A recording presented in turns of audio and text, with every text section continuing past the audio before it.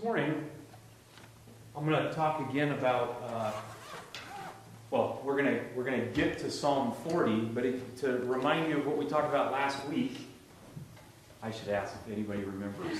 No, we don't do that.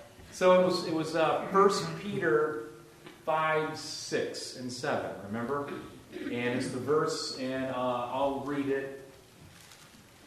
Let's see what, I didn't look at this translation. So this is interesting again.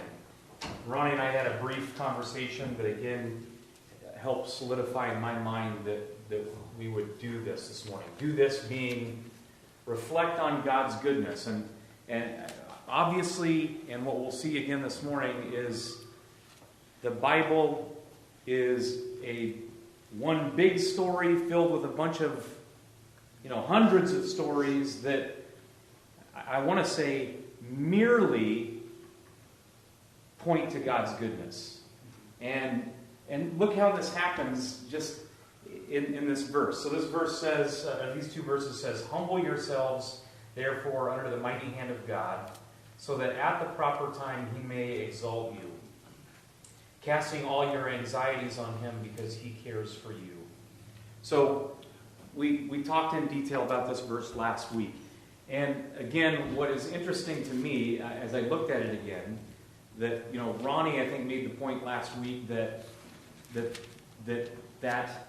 phrase or that word, humble yourselves, is actually a passive. So in looking at that again, passive meaning it's done to you. So it's really interesting that in all of the, I don't want to just say modern, in all of the English translations, they interpret it in this way. So in other words, they interpret it as an indicative, like your action. Humble yourself. So when I say humble yourself, and we did this last week, what does that sound like to you? Just right off the bat.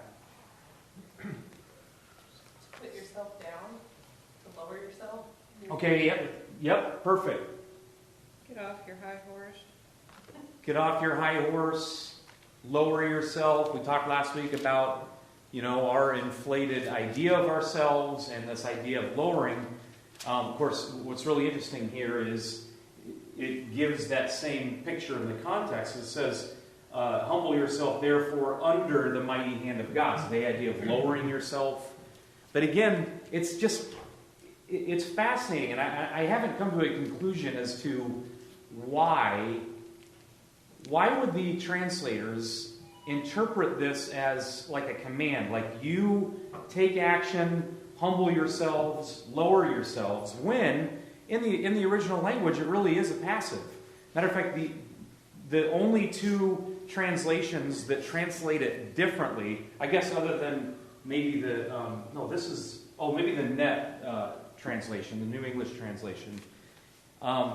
So it's more of a literal. The Arabic translation, it's like an Arabic English translation, interprets it, be humbled. So that's the passive idea. And to me, again, humble yourself versus be humbled are two very different things. So again, how would you explain the two of those things? Humble yourself versus be humbled. Just. I think that when I think of humble yourself, it presumes that someone is not as humble as they ought to be.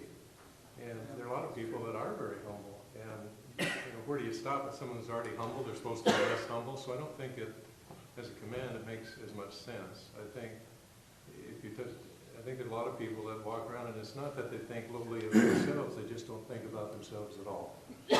And I think that, to me, that's humility, is not really thinking about yourself.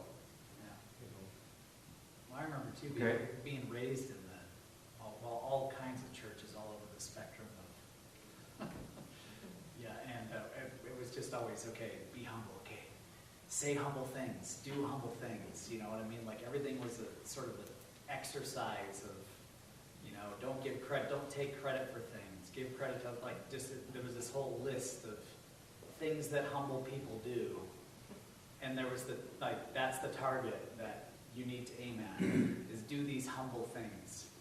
And so that's how it was always, growing up, was how it always sat. Yeah, And there's how a- it was always taught. Yeah, the humility looks a certain way, so you have to do these humility or humble type things. Okay. It's- But again, the idea of humble yourself versus be humble. I mean, I think they're totally, to me, it's totally different. What were you going to say, I was going to Rebecca? say that when you set the standard for us to be humble, then it becomes subjective to our idea of what that looks like. Whereas to be humbled is something that we're not in charge of in terms of determining what that looks like. We just discover it because we feel miserable and then we realize that we depend on God.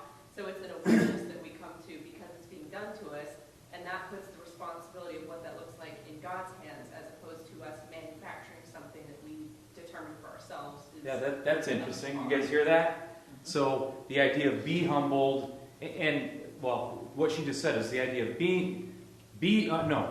humble yourself has the connotation of, hey, everybody's got a different, subjective view of what that looks like, well, how that's defined, which is kind of the way everything is anyway. But then she made the comparison that, hey, be humbled takes it out of like my hands.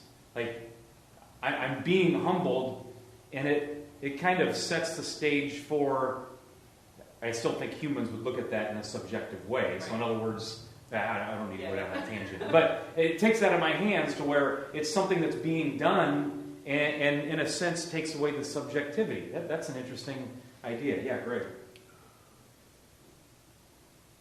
So I'm kind of, I just had a thought. You forgot it? No, it's hard to verbalize. The entire context doesn't imply being beaten down by God, because it says He cares for you. Yeah. So there's this, I think there's this humbling that comes, like you said, when we look at God's care for us. That's humbling to me, that the God of the universe cares about what I'm doing, or what I'm going through, or where I'm at. Let's take the word doing out of there and just ignore it. So, in the verse before, those two verses says that God gives grace to the humble. So we put ourselves in a position in that humility. We are put in a position in that humility before a God that cares for us, so that He can bestow grace on us. So there's this, because not only is there a one wing of the church that says, humble yourself, get with it. The other wing of the church says, well, just expect to be beaten down by God and, do Yeah, which is really interesting that you bring that up, because again, it highlights what we humans do with words. Okay, the idea of being humbled. At least connoted. Is that the right way of saying it? Denotes. What? Denotes. Denote. It denotes. I think Anyway. Anyhow. Let's vote. All in favor, say aye. Anyhow. What was I saying? The idea of being humbled, it takes a negative view, like a negative idea, like God is humbling you, and that's negative. So to stop this tangent, or to continue going down a rabbit trail, I think you could explain this in the sense that, hey, this idea of being humbled, so be humbled is this idea of be brought low in a positive sense. So be humbled, therefore, like he says, under the mighty hand of God. Be brought low, or be brought under the mighty hand of God. And like you said, the context is all with the idea of caring. Okay, I talked last week, just a minute, Dave. I talked last week about the cares. I asked, what cares do you have? Ronnie, again, we were talking about that briefly, and she was talking about how that word care wasn't brought up last week, but when we talked about this before, the idea of having cares is the idea of being divided. So instead of being whole, which automatically makes me think of all kinds of things that the Apostle Paul is talking about, as far as, the idea of being whole in Christ. So the idea of having cares, the cares that we have, is the idea of that we're just divided all over the place, okay? We're not whole.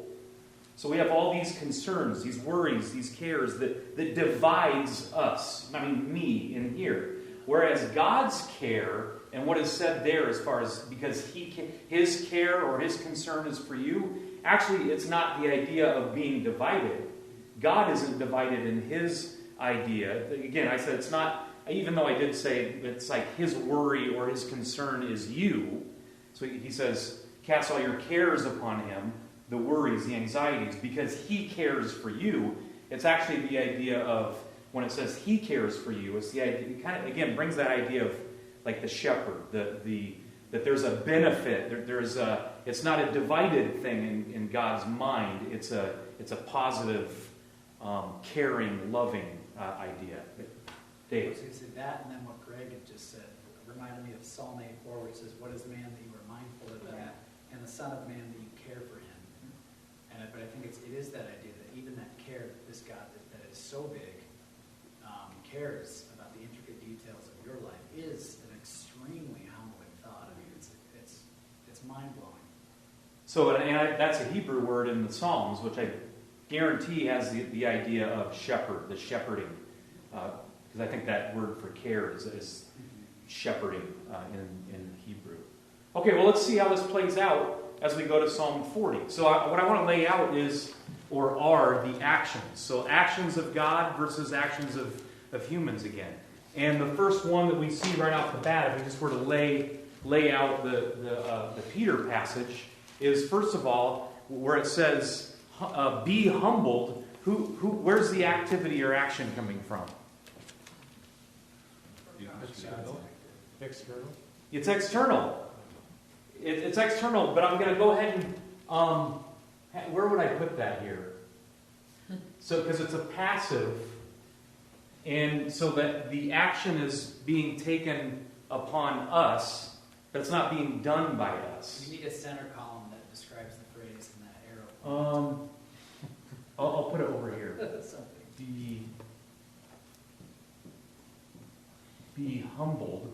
So we say, the external actions. I mean, ultimately, I'll just go like this. We'll see how we do that. So be humbled under, again, I guess that would, under the mighty hand of God.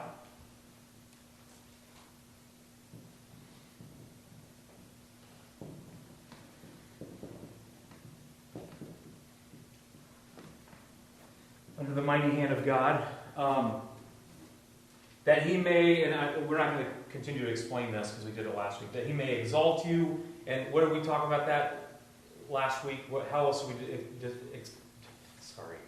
describe the word exalt? Yeah, lift up, which is interesting. Be brought underneath the mighty hand of God so that he will lift you up. Isn't that really interesting? Can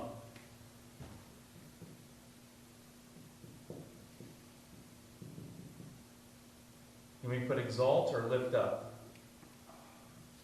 Okay. Sure. Good choice. That he will lift up at the proper time. And then it says, cast all your cares on God. So now we've got our action being cast. What other synonym do you want to use for cast? I think you're fishing right away, so. Place, Yield. road, Well, if I have a rock and I cast it, I let go of it. get rid of, yeah. Oh, that's a good one. Get rid of. Now that's our own little interpretation. I like that. Get rid of. What is it? So cast all your cares. And then we said we got worries, fears, etc. Cast all your cares upon God, for he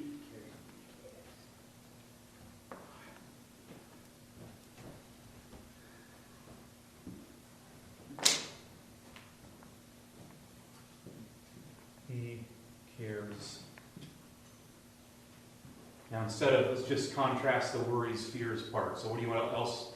He cares. What else do you want to put there for care, with cares? Come on, wake up. Focused on your benefit.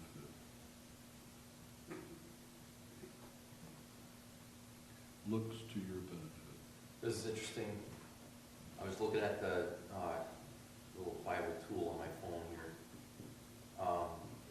His care is concerning you, right? So if you said earlier the divided part, like we're divided by all these circumstances, favorable or unfavorable, right, that we're concerned about.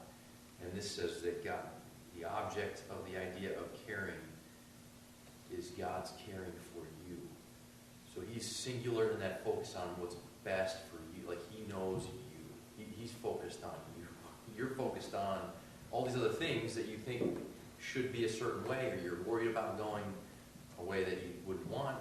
And just the object of God's care is you. And that's an interesting observation too. Yeah. And that verb, it looks like the verb has to do with like God's wish is for you. God's, almost like his desire is for you. It's interesting. This is a different word than our anxieties. Right. Yeah, good. Okay, so we're building this, and that's it for Peter, right? Casting all your anxieties on him because he cares for you. And that's interesting there because it doesn't use cast all your cares. It says cast all your anxieties on him for he cares for you. That would indicate that there's two different words there being used for us and for God. Okay, so now turn to Psalm 40.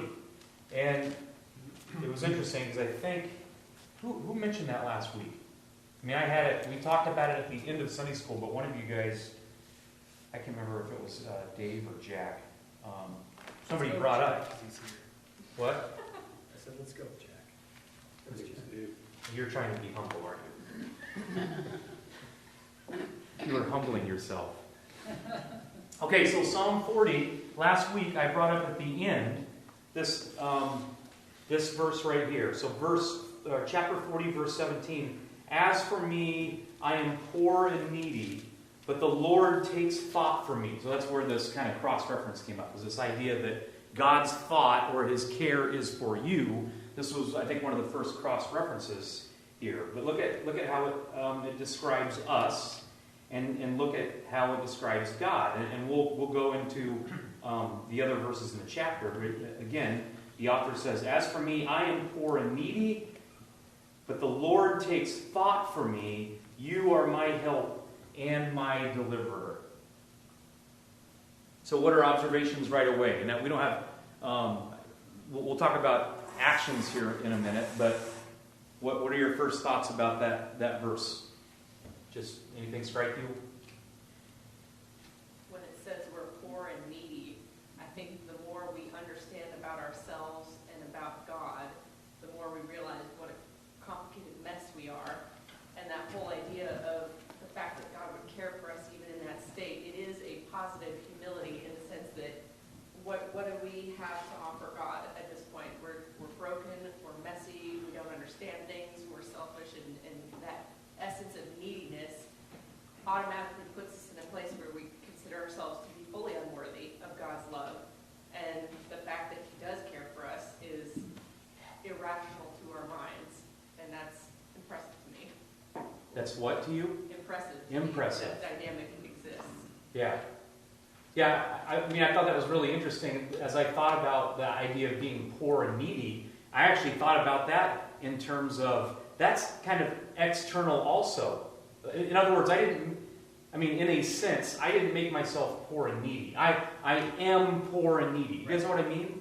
No. Or what do you think I mean by that? Isn't it kind of a statement of humility in itself, saying I'm poor and needy? So you're not proud when you're saying that type of thing. You're saying, hey, I'm poor and needy and I need help. So that's to me the opposite of arrogance and thinking highly of yourself.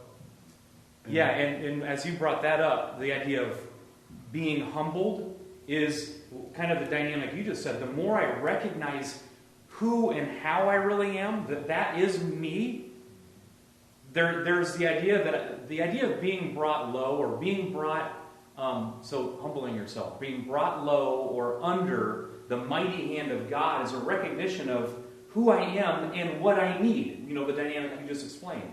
Yeah. So what I heard you just say is it's our state rather than a circumstance. It's our continuous state. That's Yes. my state of being, no matter what my circumstance is.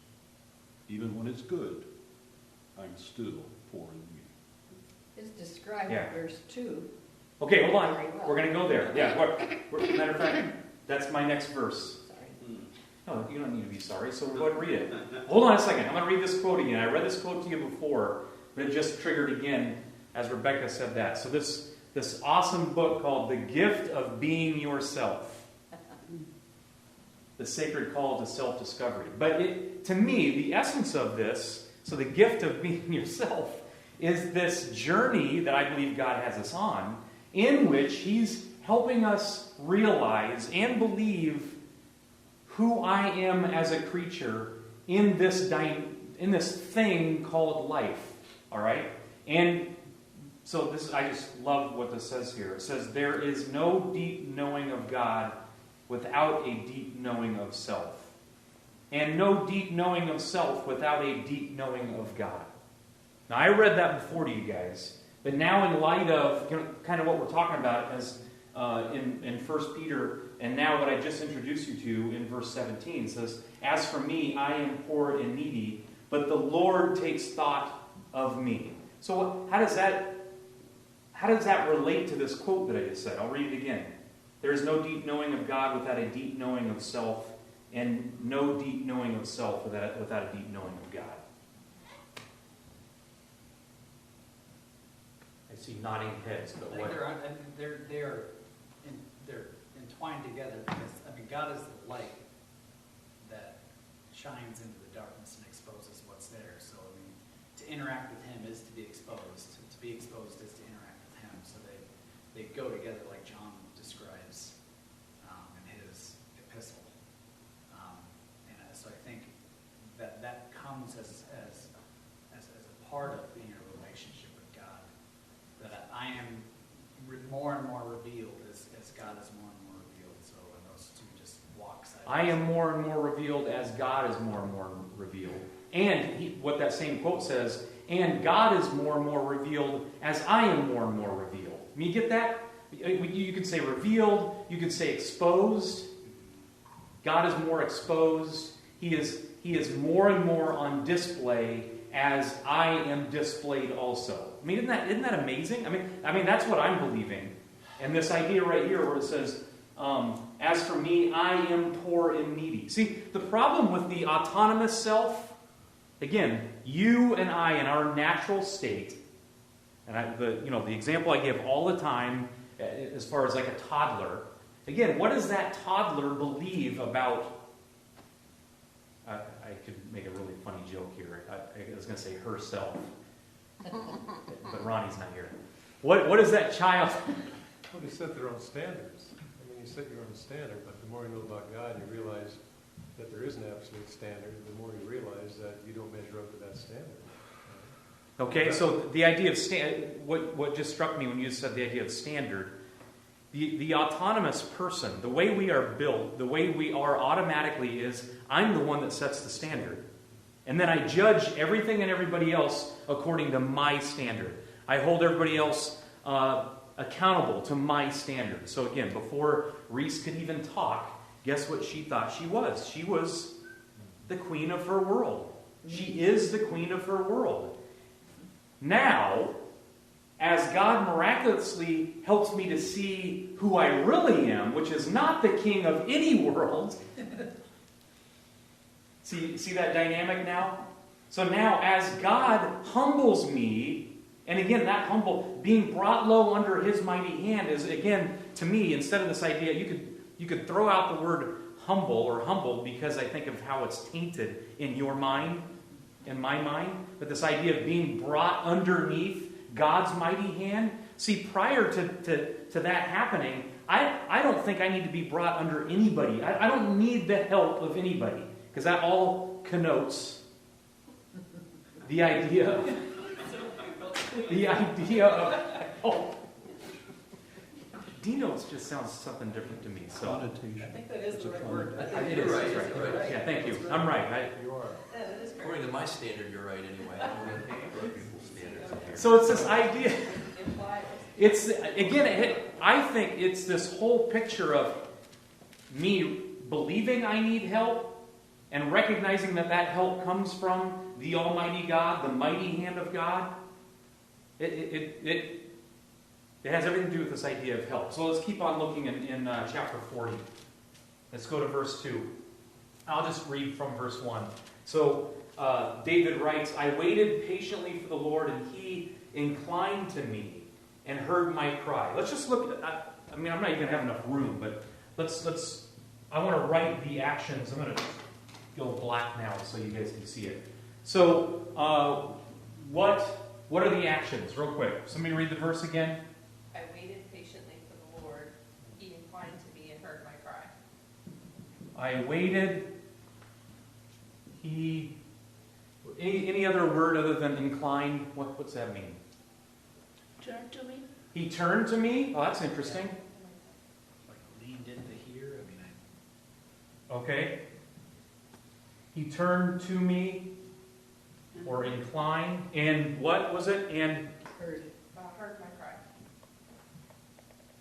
heard my cry. Okay, that's it for verse 1, right? Now go to verse 2. Go ahead and read verse 2, Sydney. He brought me up also out of a horrible pit, out of the miry clay, and set my feet upon a rock, and established my goings. So he brought me. Now again, think of the picture of that phrase or the first part of that verse right there, especially as we just read Peter. It just struck me. What's he saying? He exalted me. He exalted. He lifted me up out of the pit. So he brought me. He lifted me up. You guys know it says from pit. A horrible pit. I think of Jeremiah down there in that Other pit that was versions muddy use the and word despair or destruction to describe that pit. Yeah, so you said horrible, and then, most translations raise the bar even more on that word. Mine says the pit of destruction. So not just some bad pit that, what's that? It's just a slimy. Slimy pit. Slimy pit. It's kind of One you the can't idea- climb out of. One you can't climb out of. Yeah, a fruitless attempt to get out of it, and you're unable to go anywhere. And that despair and destruction is like you're working so hard to remove yourself, and there's no way out. And that's Well, it describes it in the miry clay. yeah. Okay, so there it is again. He drew me up from the pit of destruction. We're going to have to keep using the word slimy. From the slimy pit of destruction. Or the pit of slimy destruction. Out of the miry bog. So, what is that? Again, You can't get for out. most people, most Americans that never get out of the living room, they don't even know what a bog is, let alone what miry means. So what is that? So I've been to Texas, I'm sorry. But they have this red clay Yep. that if you sink into, I was in the military, we were out in this red clay, it actually took the bottom of my boot off, Yep. trying to get my foot out. So I think about, and then I'm left with still the other foot in it, so Yeah. it's not a great place to find one. Yeah, the South has it a lot. Georgia, I think of Georgia too, Fort Benning, Georgia. They've got this red clay that when it's wet, it's like nothing you've ever experienced before. And again, the whole idea there is I can't get myself out of it. What David is explaining here is this pit, this situation that I can't work myself out of. People go into great lengths in talking about that kind of clay, that the more you work it, Yeah. the worse you're in it. So you can't, it's almost like it's better for you just to stay there until somebody pulls you out. And then again, the picture is you have got to have the help of another in order to get out of this. Okay, so I waited for the Lord. He inclined, or he leaned to me, and he heard my cry. He drew me up from the pit of destruction, out of the miry bog, and then what does he do? Set my feet on a rock.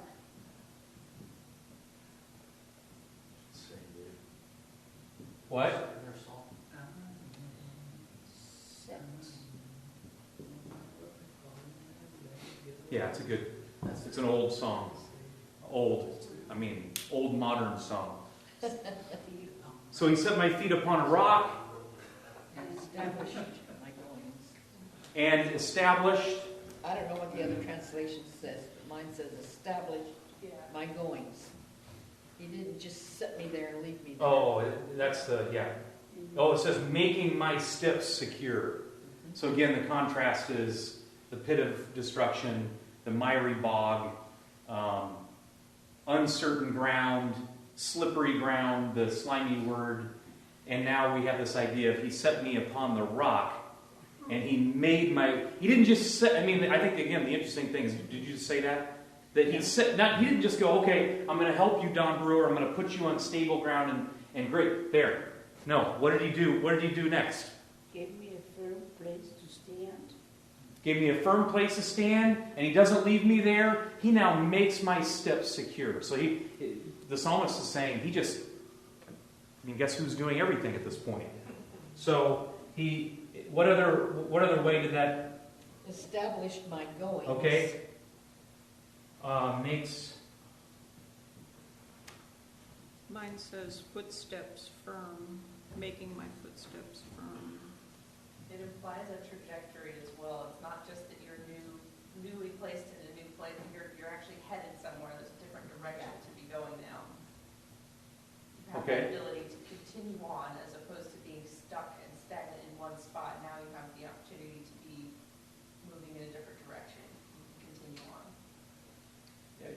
the word that you just said, you have the opportunity, strikes me as interesting in that, because I think what he's saying here is, he's not just going, okay, now you got a new opportunity. That's a way of Right. saying it. And I don't think that's necessarily what you were Yeah, saying, no. but it just struck me when you said that. Put a lot more weight in that word than I intended.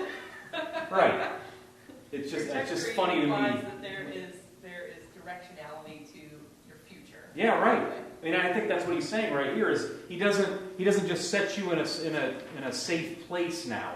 He is securing your way Yeah.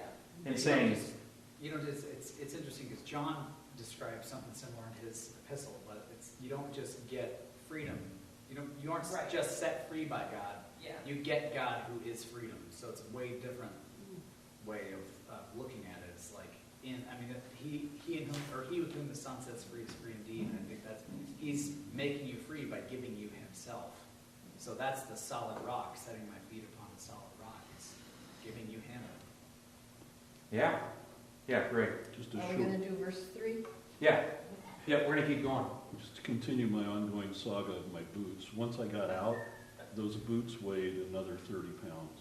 So I carried it with me, and it continued to impact me until I was washed, Isn't that interesting? Yeah. and then I could. So. Yeah, good. All right, next verse. Next action of God. Go ahead, Sydney. He put a new song in my mouth. He gave me a new song. What does that imply? Just that phrase, what does it imply? He gave me something wonderful to think about. And A new perspective. Okay, yeah, you guys are focused on the new piece. Yeah, that's right. But it says he gave me a new song. So what did I have before that? I didn't have that. I had a song An before. old song. I had an old song. Right, this is where we could have fun with that. So what is that old song? Any thoughts there? Well, I don't think it matched up to the new song. It's different. It's a different song. It was a sad song before, now The it's blues. It's the blues. Yeah. So let's have fun with this. Yeah. Muddy She Water. just said it was a sad song before. I'm thinking of some country songs right away. You said blues. Muddy Waters Get your said, dog. nobody loves me but my mama, and she could be jiving me too. Did you guys hear that? That old Muddy Waters song. But you know, Nobody loves me but my mama, and she could be jiving me too. All of you parents, and just I won't go down that tangent. but, Yeah, so there's an old song. What's that? but it almost describes it when the next phrase comes.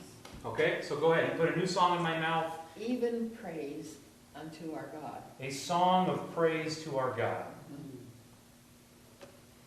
And then it says the results. Many will see and fear and put their trust in the Lord. Isn't that interesting? Very. Yeah, Jeff. Can I talk about Kanye West for a minute? Hey, I can't stop you now. Go ahead. We talked about heavy metal last week. That's true, but this is... We all remembered it. Yeah, well, this is even more interesting. But just for a second, the big news, at least in evangelical circles, and it is all over the national news too, that Kanye West is now a born-again Christian, and he's been making a lot of public statements since his conversion. And as much as, I don't know, so like that's a great thing, thank God for what he does in people's lives. But it is interesting, like he literally, a new album just came out. I mean, this is all brand new, and a new album is out, and I'm not gonna say the cynical things I want to say. I'm just gonna say, it's interesting that this is describing being in the schoolhouse of God, and it takes experience. And like we could sing a song of praise to God. There's tons of songs that we've all been singing for a long time, but this is talking about like singing from the gut, and that doesn't happen just by seeing the words on the screen or hearing a melody or something. Like God has made this real to you, and I don't know. It just speaks to this process. As we understand, we're on a journey, we're in a process, but it's not this process that we're under control of, or that we're doing something now for the Almighty. And that's kind of what Kanye West's big theme is, and I think he's even going to make a bid for the presidency in 2024. So if we have a bad one, just wait. We're getting there. Kanye's coming to rescue us. But anyway, so it just is. It's God's teaching us things about ourselves and Himself, and He's teaching us to sing from the heart. And to me, the significance is not that it's something that we decided we ought to do or needed to do, and therefore we manufactured it. It's very intentionally described as Him putting it in our mouths, because our instinct is not to, we can give lip service to it, we can understand the theories of things, but until God actually shows us that relationship between Him and us and gives us the ability to see what He's been doing for us, that is our understanding of His good for us, that is never something we come up with of our own strength and volition. And I think we hope for that moment when we're in the midst of trials and difficulties, and we want to see what God's doing in that moment. But even then, it's not like somebody can say, rejoice in all things, and you're, suffering and having a miserable time of it. God is the one that puts that spirit in us that causes us to sing. And to me, it is that, emotional experience of understanding truly what He's been doing, to the point that it causes us to sing about it and to be, like he was saying, a spirit of rejoicing. There's like an emotional thing going on there, and it's not something we can force. Yeah, and that's great that you brought that up. And he's showing us right here. He put a new song in my mouth, and you guys, Jeff, you both just explained it great in the sense that this is something that just rises up in a person's soul as a result of what God has done. This isn't just God hands each of us a different. We have a song given to us by God that is just a bunch of words. No, this is something that happens as a result of us recognizing the God that's on display as a result of our need and His rescue. So let's just continue to look at some of these other actions. I want to get to verse 5, and I would say this is an extension of kind of the song that David's speaking about. When you describe what you just described, Rebecca, look at what he says here. He says, Blessed is the man who makes the Lord his trust, who does not turn to the proud, to those who go astray after a lie. And then he says, You have multiplied, O Lord my God, your wondrous deeds. And again, it's really interesting that he says this in light of that passage that we read in Peter. So you have multiplied, O Lord my God, your wondrous deeds and your thoughts towards us. Isn't that interesting? it's really interesting in light of, you know, the psalm you brought up, Dave, where it says, what is man that you are mindful of him? I think, again, that's David recognizing himself. God, he is being exposed for who he is. And what is that? A person that is in need of help. A person who is poor and needy, like he says at the end of this chapter. So the more that this guy, King David, recognizes that he is, he's looking at God and saying, why in the world do you pay attention to any human being? Who is man that you are mindful of him? I love that verse. But then he says things like this and says, you have multiplied your wondrous deeds and your thoughts toward me. So how does that strike you? Again, it strikes me a certain way. It's like he's just heaping goodness on goodness on goodness. I mean, it just like, it doesn't end. Like it's only the beginning of God's. It makes me think we've only seen the tip of the iceberg. Oh, yeah. You know what I mean? Yeah, and I'm not going to refrain from telling you how it strikes me. There's this difference, I don't know, in my mind it's divided somehow in the sense that he's not just like a Santa Claus in the sky that just keeps giving me good stuff. He then adds, and his thoughts are toward me. No, it's a different kind of dynamic in my mind. I mean, he could have stopped right there and said, you know, how wondrous are your... he says, you have multiplied, O Lord, my God, your wondrous deeds. He could have left it there, and it probably would have been fine. But then he says, and your thoughts toward us. Again, that adds a different dynamic to me as far as, I don't know, almost, I mean, what kind of dynamic? How does that strike you? So relationally between other people, we might do things for somebody else, but to add the layer of the thoughts puts like a genuine honesty to the exchange. Whereas it's not just like, I did this favor for you, and that's a nice thing. It's like I'm actually thinking about you. You were on my mind this week. It's a more significant level of relationship to me. So you just brought up the word relationship. So relational, the relational aspect. I can do something nice for somebody and not really think about it. Or not have thoughts, like relational thoughts for that person. Whether that be giving somebody something on the street, or I think of somebody drops something in a gym and I pick it up and I'm not thinking anything relational towards them. I mean, I'm wanting to be nice, and I'm maybe recognizing that this is nice and it makes them feel good, it makes me feel good, but I don't have thought. I mean, realistically, I don't have thoughts towards them. Somebody raised their hand. It's the same thing, you know, when we talk to people, we always talk to the outside people mostly. It's the getting under that crust, to really share what's under your crust with them under their crust. Well, I call it crust, but that's the glib talking that we do all the time. You know, how are you? I'm fine. That type of thing. Or even talking to people about things. How often do you really get underneath and share your insides with their insides? Right. And that's the only meaningful stuff, really. Yeah. You going to say something? Okay. I need to wrap this up, but let's look at the rest of that verse right there. It says, you have multiplied, O Lord my God, your wondrous deeds and your thoughts toward us, and none can compare with you. It said, one of the translations I looked at says, they are beyond, it was really interesting that they said this. This says, none can compare with you. And this other translation said, they are beyond computation.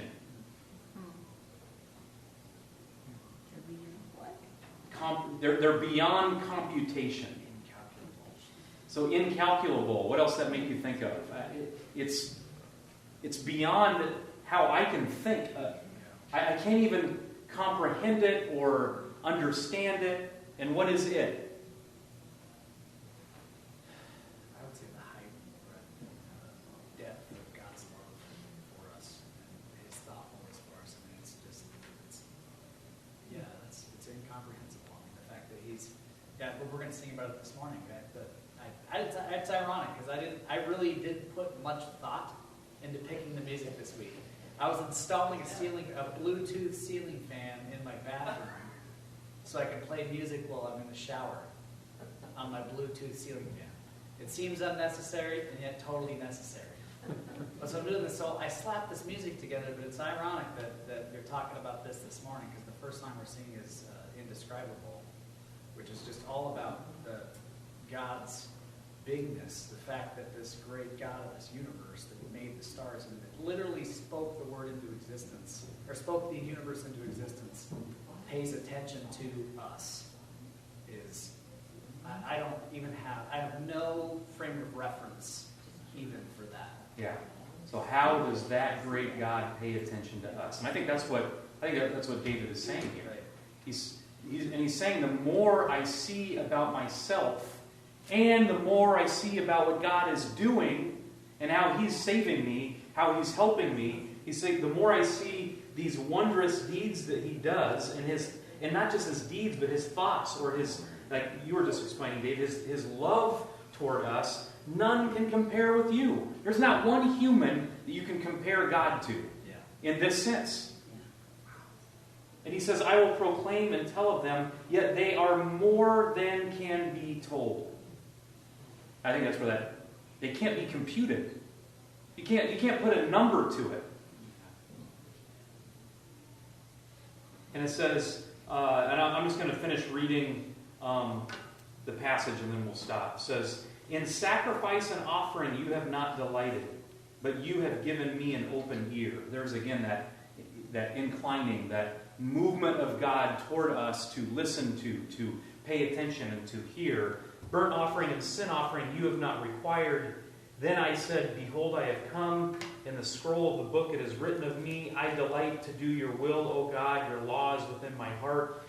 Fast forward to verse 10, I have not hidden your deliverance within my heart. I have spoken of your faithfulness and your salvation. I have not concealed your steadfast love and your faithfulness from the great congregation. And he says in verse 11, as for you, O Lord, you will not restrain your mercy from me.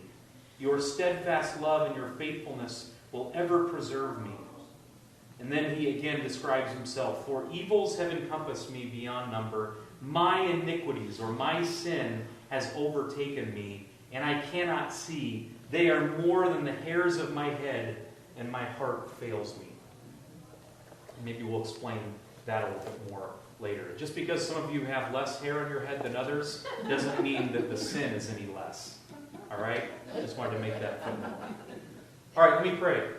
Dear Lord God, thank you for, again, this day, and I thank you for the reminder that, God, your love for us, your desire, I mean, it even sounds weird to say that, your care for us, your love for us, your mercy that you pour out on us is beyond really human explanation. And I just pray, God, that you would continue to allow each of us here and those who come here today and hear any of these words, the Sunday school or the sermon or the songs or the prayer, that they would be reminded of who you are, what you've done, what you continue to do. And as you continue to expose us for who we are, I ask God that would just make the display of you even greater as far as who you are and what you're doing in our lives. We thank you. In Jesus' name, I pray.